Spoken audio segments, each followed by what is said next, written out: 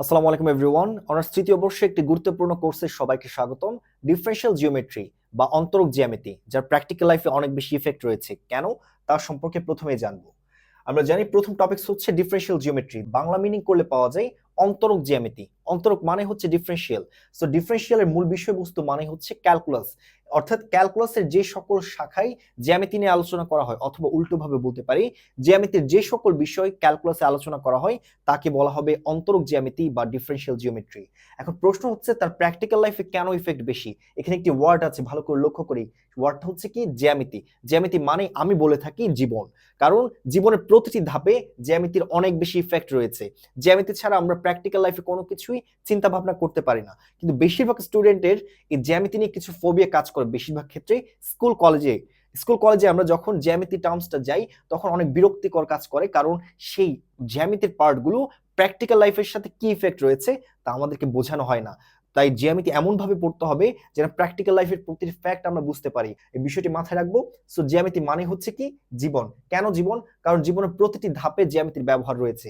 যেমন সহজ ভাষায় যদি বলতে চাই, প্রতিটি আর্কিটেকচার ডিজাইনের ক্ষেত্রে জ্যামিতি ছাড়া এক কথায় অচল। তাই আর্কিটেকচার ডিজাইনের যদি প্রতিটি ধাপে জ্যামিতির ব্যবহার করতে হয়, তাহলে আমরা বলতে পারি এখন পৃথিবীতে আর্কিটেকচার এন্ড ডিজাইন ছাড়া কোনো কিছুই নেই। সো বলা যায় প্রতিটি ক্ষেত্রেই জ্যামিতির ব্যবহার রয়েছে। আর জ্যামিতির যে সকল বিষয়গুলো জটিল, সে কঠিন বিষয়গুলো সহজ করার জন্য ব্যবহার করতে হয় ক্যালকুলাস। কারণ ক্যালকুলাসের দুইটি শাখা, ডিফারেন্সিয়েশন, ইন্টিগ্রেশন, উভয় শাখা একত্রিত করে বিভিন্ন জটিল টার্মসগুলোকে সহজ করা হয়। তাই বলতে পারি ডিফারেনশিয়াল জিওমেট্রি হচ্ছে আমাদের প্র্যাকটিক্যাল লাইফে খুবই ইফেক্টফুল একটি কোর্স। কিন্তু ম্যাথ পড়ার সময় আমরা সেই ইফেক্টটা অনুধাবন করতে পারি না। চেষ্টা করব প্রতিটি ফ্যাক্ট ডিটেলস বোঝানোর জন্য, যেন জ্যামিতিগুলো আমাদের কাছে এজিউম হয়। সো প্রথম চ্যাপ্টারের মূল নাম হচ্ছে কার্ভস ইন স্পেস। আমাদের দ্বিতীয় টপিক চ্যাপ্টারের নাম অনুসারে কার্ভস ইন স্পেস বলতে কি বোঝায়। এখানে স্পেস মানে হচ্ছে শূন্যস্থান, কার্ভস মানে বক্ররেখা। অর্থাৎ বক্ররেখা যদি শূন্যস্থানে থাকে তখন তা কিভাবে কাজ করে। আমরা জানি ওয়ান ডাইমেনশনাল যে কোনো একটি বস্তুর ক্ষেত্রে, অর্থাৎ এই কলমটিকে যদি একটি ডাইমেনশন বিবেচনা করি তা হচ্ছে ওয়ান ডাইমেনশন। কলমের সাথে যদি হাত বিবেচনা করি তখন টু ডাইমেনশন। এখন কলম হাত, দুইটি হাত যদি একত্রে বিবেচনা করি তখন হয়ে যাবে থ্রি ডাইমেনশন। এটা হচ্ছে একটি থ্রি ডাইমেনশন। শূন্যস্থানে কোনো একটি বস্তু রাখলে তা অবশ্যই থ্রি ডাইমেনশনাল অবস্থায় থাকবে, কারণ একটি তলের অবস্থানে থাকলে তখন হবে একটি সারফেস। সারফেসে হচ্ছে দুইটি অবস্থান। কিন্তু স্পেসে যখন হবে তখন যে কোনো রেখার, যে কোনো স্পেস, যে কোনো কার্ভসের অবশ্যই তিনটি ডাইমেনশন থাকবে। তাই আমরা বলতে পারি কার্ভস ইন স্পেসে তিনটি ডাইমেনশন থাকবে, যার ডিটেলস আলোচনা করব। কার্ভস ইন স্পেস বলতে কি বোঝায়, এক কথায় মূলবিন্দু ও সাপেক্ষে তিন মাত্রার ইউক্লিডিয়ান জগৎ, যাকে লেখা হয় r⁻3, অর্থাৎ r⁻n হচ্ছে n মাত্রার ইউক্লিডিয়ান জগৎ। ইউক্লিডিয়ান জগতে বক্ররেখা হচ্ছে একটি বিন্দুর সঞ্চার পথ, যার অবস্থান ভেক্টর r হলে r is equal to xi plus yj plus zk। So প্রথম থেকে ডেফিনিশনটা আরেকবার ভালো করে লক্ষ্য করি। মূলবিন্দু ও সাপেক্ষে তিন মাত্রার ইউক্লিডিয়ান জগৎ। তিন মাত্রা কেন বলা হয়েছে একটু আগে আলোচনা করেছি। স্পেসের বিষয়গুলো তিন মাত্রা নিয়ে থাকে। তিন মাত্রার ইউক্লিডিয়ান জগতে বক্ররেখা, কার্ভস যেহেতু বলা হয়েছে বক্ররেখা আসবে। বক্ররেখা মানে কি? বক্ররেখা মানে হচ্ছে এক কথায় একটি বিন্দুর সঞ্চার পথ, অর্থাৎ একটি বিন্দু যে বরাবর গমন করবে সেটা হচ্ছে তার স্পেস, সেটা হচ্ছে তার বক্ররেখা। সো একদম সিম্পল ভাবে যদি চিন্তা করতে চাই, ধরি এখানে একটি ত্রিমাত্রিক ইউক্লিডিয়ান স্পেস রয়েছে। ইউক্লিডিয়ান স্পেসে একটি পয়েন্ট, এখানে ধরি একটি পয়েন্ট হচ্ছে এ। এবার এ পয়েন্টটি যদি সঞ্চার পথ চিন্তা করি, সঞ্চার পথ মানে হচ্ছে তার গতিপথ। এবার তার গতিপথ যদি বিবেচনা করি, এখানে একটি রেখা পাওয়া যাচ্ছে। এই রেখাটি সংযুক্ত হতে পারে অথবা আলাদাভাবেও থাকতে পারে। এই রেখার অংশটিকে বলা হবে বক্ররেখা। এবার যার অবস্থান vector r is equal to xi plus yj plus zk। কেন? কারণ ত্রিমাত্রিক স্থানাঙ্কের ক্ষেত্রে x y z তিনটি অক্ষ থাকবে। তিনটি অক্ষের সাপেক্ষে তার অবস্থান ভেক্টর চিহ্নিত করার জন্য xi yj এবং zk প্রয়োজন, যেখানে ijk হচ্ছে আয়তাকার একক ভেক্টর, x y z প্রকাশ করছে x এবং y z তিনটি অক্ষের জন্য তার নির্দিষ্ট মান। সো আর হচ্ছে অবস্থান vector, xi plus yj plus zk হচ্ছে তার নির্দিষ্ট অবস্থান প্রকাশ করছে বক্ররেখার। কোথায়? স্পেসে। এবার মূল কথা হচ্ছে সবচেয়ে ইন্টারেস্টিং একটি ফ্যাক্ট রয়েছে। ফ্যাক্টটিকে বলা হয় পরামিতির ফ্যাক্ট। পরামিতির ফ্যাক্ট। ফাংশনটি অর্থাৎ আর ফাংশনটি হলো একক পরামিতি, একক পরামিতি ইউ এর ফাংশন, ইউ এর ফাংশন। এখন আমাদের মনে কোনো ধরনের প্রশ্ন ওঠেনি, আমি প্রশ্নটি তুলে দিচ্ছি। নাম্বার 1, আর হলো একক পরামিতি ইউ এর ফাংশন। এখানে আর ভেক্টর দেওয়া আছে, R vector is equal to X I plus Y J plus Z K. যদি প্রশ্ন করা হয় এখানে আর ভেক্টরের মধ্যে প্রকাশক হিসেবে যে রাশিটি আছে এখানে চলককে, আমরা এক কথায় বলবো এখানে চলক হচ্ছে এক্স ওয়াই জেড। যদি এক্স ওয়াই জেড চলকের সাপেক্ষে প্রকাশ করা হয়েছে আর কে, তাহলে আর কে কেন বলা হচ্ছে ইউ এর ফাংশন? নিশ্চয় প্রশ্ন এখন জেগেছে, কারণ এক্স ওয়াই জেড নির্দিষ্ট চলক, এক্স ওয়াই জেড চলকের সাপেক্ষে আর কে প্রকাশ করা হচ্ছে, কিন্তু এরপরও বলছি আমরা ইউ এর ফাংশন। তার প্রশ্নের উত্তরটি আমরা এখন জানবো। এই প্রশ্নটির উত্তর জানার জন্য দেখতে হবে এক্স ওয়াই জেড তিনটে অংশের মান। আমরা জানি x is equal to phi one of you, Y is equal to phi two of you, Z is equal to phi three of u. X y z তিনটি মান যদি phi one of u, phi two of u, phi three of u দ্বারা প্রকাশ করা হয়, তখন আমরা বুঝতে পারি এখানে এক্স হচ্ছে ইউ এর ফাংশন, ওয়াই হচ্ছে ইউ এর ফাংশন, জেড হচ্ছে ইউ এর ফাংশন। এক্স ওয়াই জেড যদি ইউ এর ফাংশন হয়, আবার এক্স ওয়াই জেড চলকের সমন্বয়ে গঠিত হয়েছে আর ভেক্টর, অর্থাৎ আর ভেক্টর আলটিমেটলি ইউ এর ফাংশন হিসেবে কাজ করছে। আশা করি উত্তরটি পেয়েছি। এবার মূল প্রশ্নে আসি।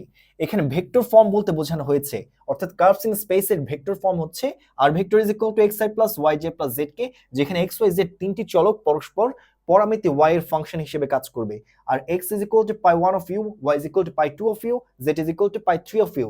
এই প্রশ্নগুলো হচ্ছে তাদের প্যারামেট্রিক ফর্ম, অর্থাৎ কার্ভস ইন স্পেসের পরামিতিক আকার বা প্যারামেট্রিক ফর্ম যদি আমাদের জিজ্ঞেস করা হয়, তখন আমরা বলবো x is equal to pi one of you, Y is equal to pi two of you, Z is equal to pi three of u হচ্ছে পরস্পর তিনটি প্যারামেট্রিক ফর্ম আকারে প্রকাশ করা হয়েছে।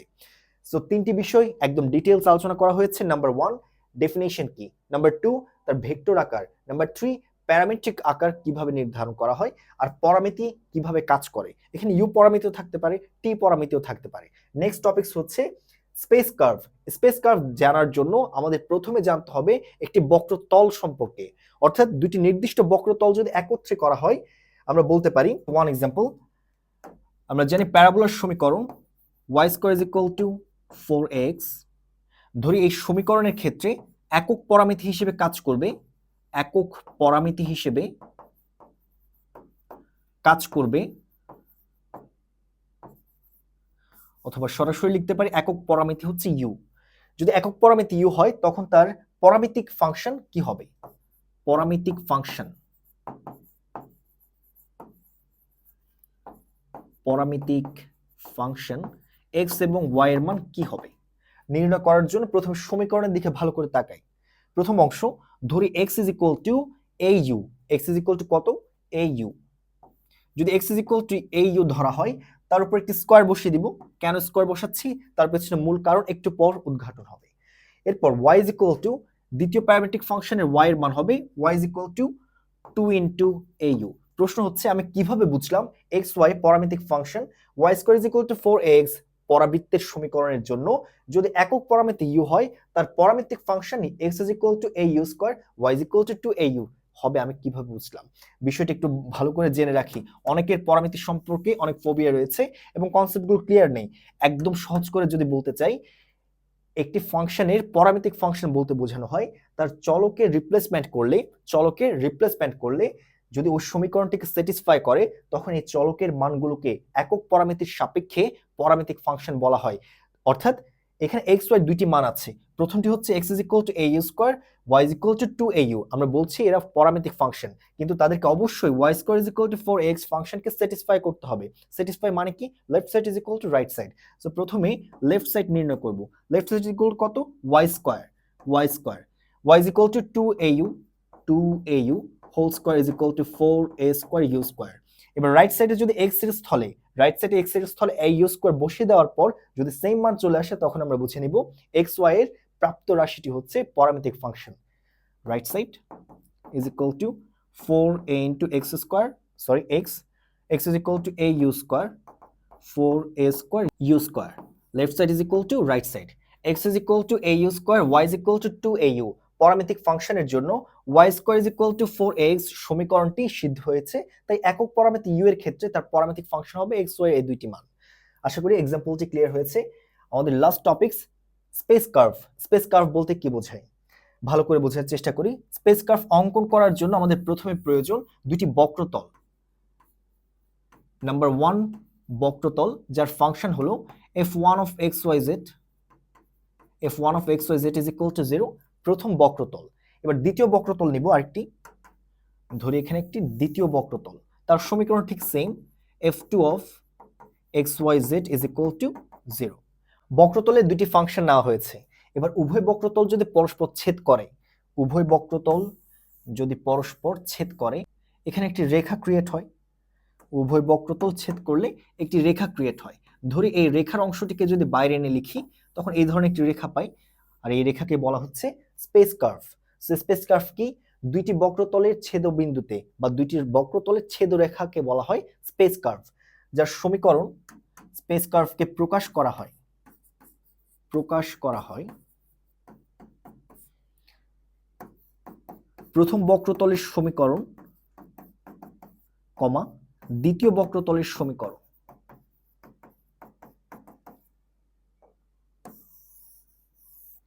f1 of xyz is equal to 0, f2 of xyz is equal to 0।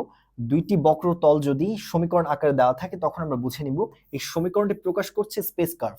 আর যদি আলাদাভাবে একটি সমীকরণ দেওয়া থাকে, শুধুমাত্র f1 of xyz, যা একটি বক্রতল প্রকাশ করে, এটা হলো একটি মাত্র বক্রতল, f2 of xyz equal to 0, ভিন্ন আরেকটি বক্রতল।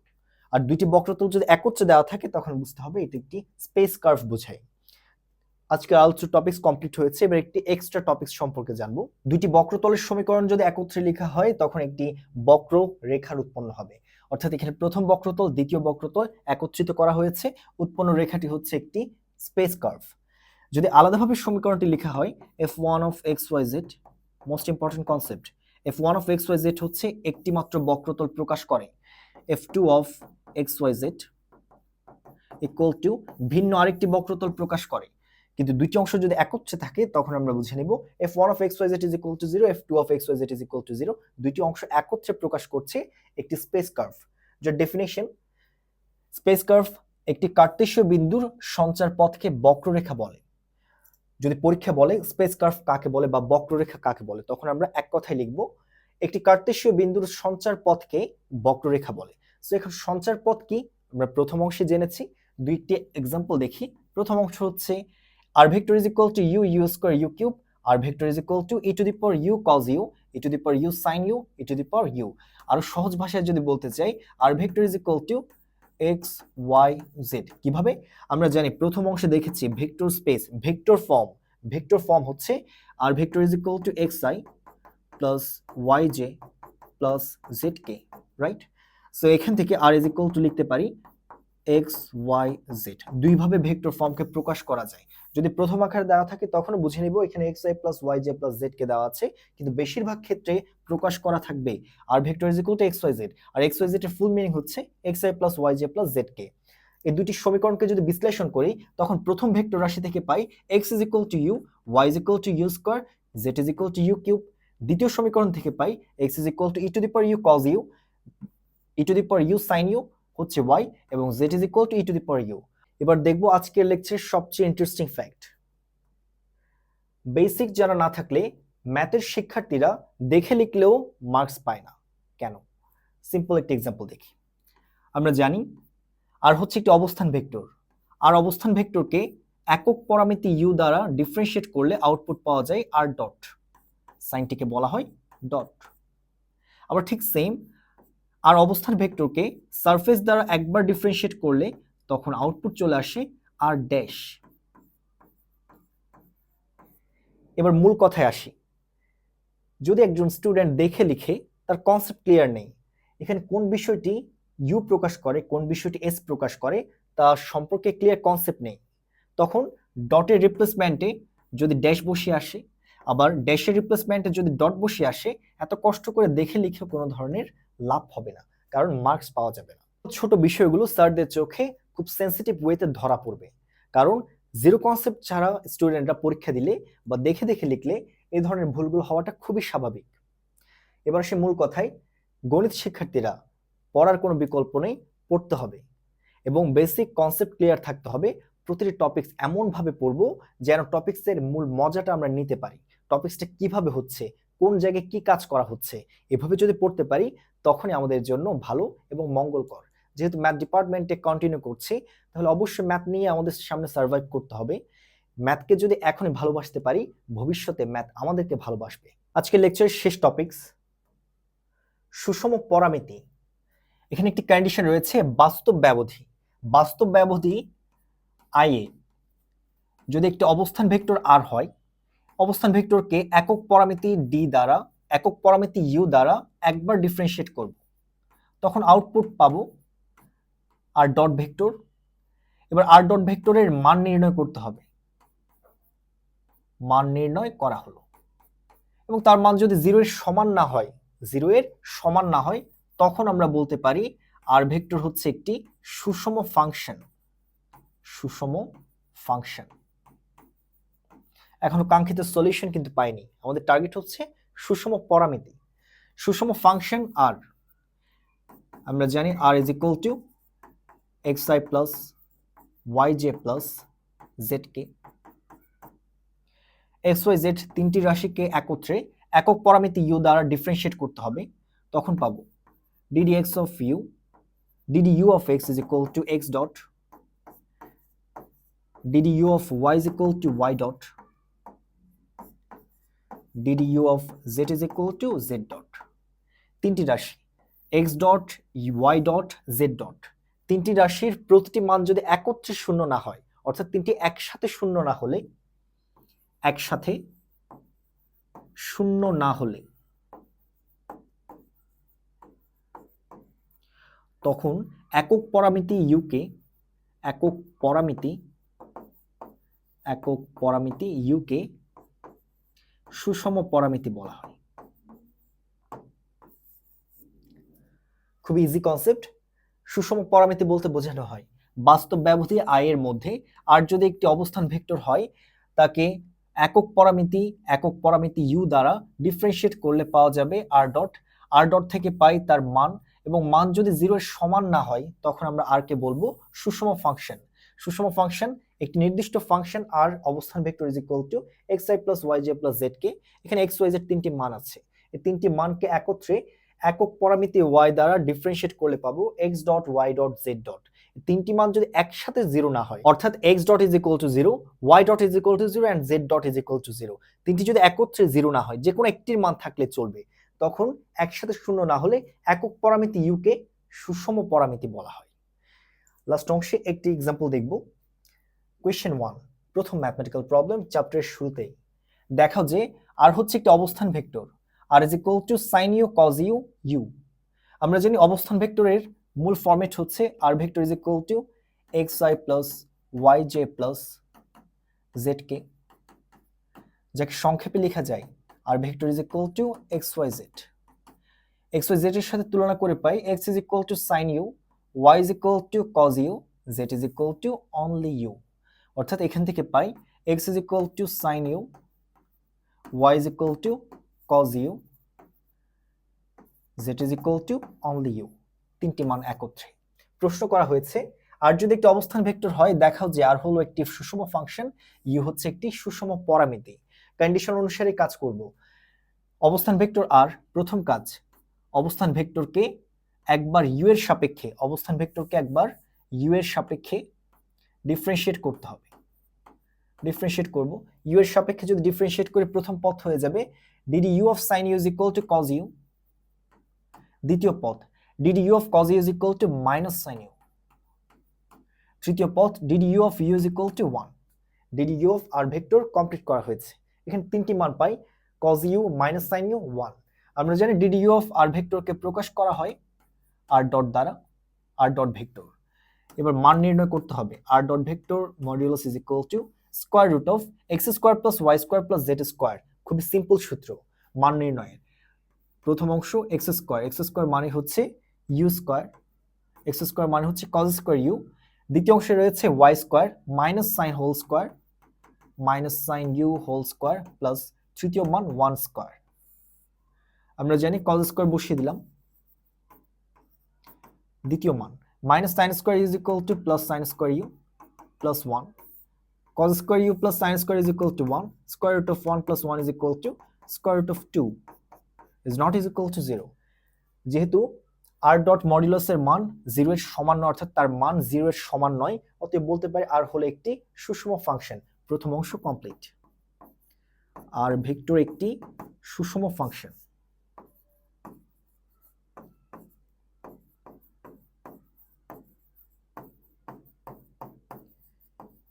এবার দ্বিতীয় অংশ, ইউ সুষম পরামিতি। একটি টেকনিক মনে রাখি, যে কোনো একটি ফাংশন যদি সুষম ফাংশন হয় তার অধীনে পরামিতিও হবে একটি সুষম পরামিতি। একটি কি হবে? সুষম পরামিতি। অর্থাৎ এখানে সুষম পরামিতির অংশটি প্রমাণ করার প্রয়োজন নেই, সরাসরি লিখে দিতে পারি। যেহেতু আমরা প্র্যাকটিস করছি, আমরা অবশ্যই প্রমাণ করে দেখাবো।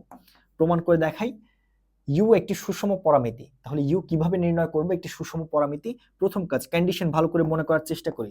প্রথম কাজ হচ্ছে ইউ এর সাপেক্ষে এক্স ওয়াই জেড তিনটি মানকে একত্রে ডিফারেন্সিয়েট করতে হবে। ডিড ইউ অফ এক্স, এখন প্রশ্ন হলো এক্স কোথায় পাই?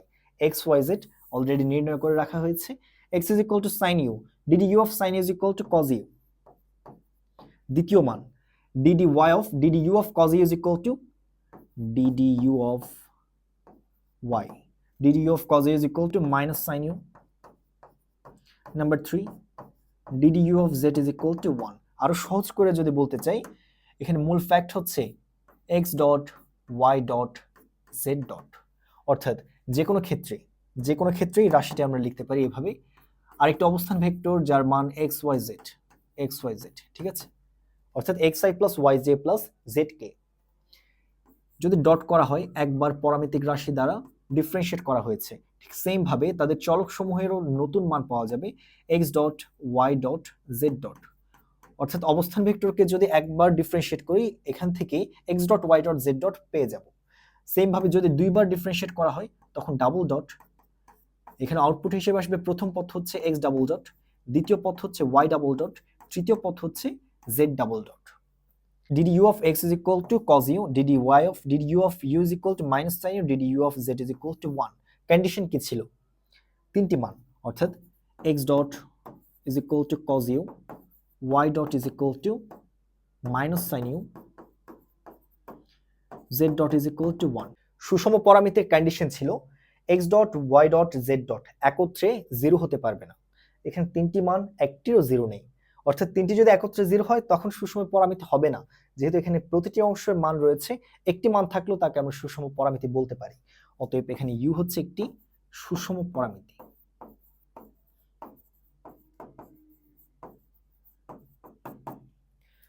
ডিফারেনশিয়াল জিওমেট্রি প্রথম স্টার্টিং ক্লাস, তাই বেশি কিছু পড়া হয়নি। মূল কনসেপ্টগুলো একদম ডিটেইলস আলোচনা করার চেষ্টা করেছি। আশা করি খুব ইন্টারেস্টিংলি সম্পূর্ণ কোর্স কমপ্লিট করতে পারবো। নিয়মিত ক্লাস করতে হবে এবং প্রতিটি টপিকস বাসায় প্র্যাকটিস করতে হবে। প্র্যাকটিসে কোনো বিকল্প নেই। এবং সবচেয়ে বড় কথা হচ্ছে প্রতিটি ম্যাথ শিক্ষার্থীর একটি করে নোট খাতা থাকা প্রয়োজন, প্রতিটি কোর্সের জন্য আলাদাভাবে। আমরা যখনই ক্লাস করব, নোটগুলো করব রাফ অংশে, এরপর নিজের মতো করে নোট করতে হবে। কারণ ক্লাসের নোট যদি সবসময় ফলো করি তখন নিজের মধ্যে ক্রিয়েটিভিটিগুলো বিল্ড আপ করে না।